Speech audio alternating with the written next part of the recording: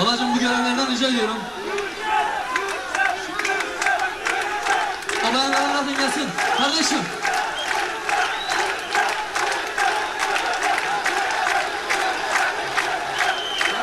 Çünkü bayanlara karşı saygımız sonsuz. Saygımız sonsuz. Bayanlar daima doğurgan oldukları için, ana oldukları için, her zaman için anaların benim başımın üzerinde her zaman yeni vardır bayanlar. Onun için bayanları bırakın, her zaman her yere.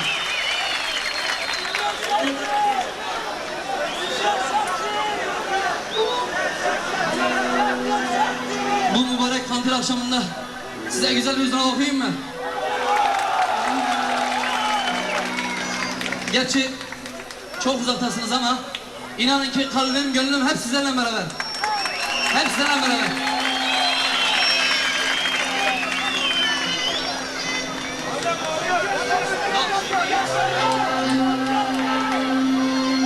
Alem buysa. Hani duymuyorum ya. Alem buysa. Bu ön taraf bir susun, Allah bir dakika için. Wow, kulağım yetiyor. Arka tarafımı duyayım. Alem buysa. Babacığım siz susun, arkadakileri bir duyun. Vallahi susuyorsunuz.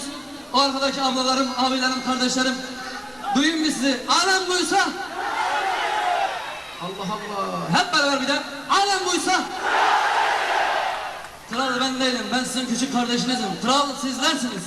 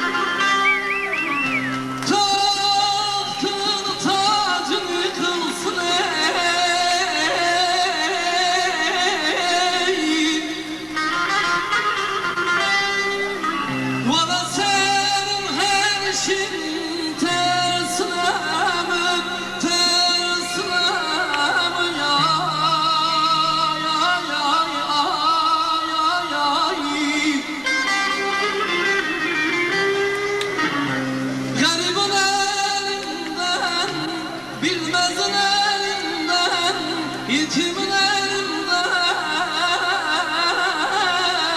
vay, yalan.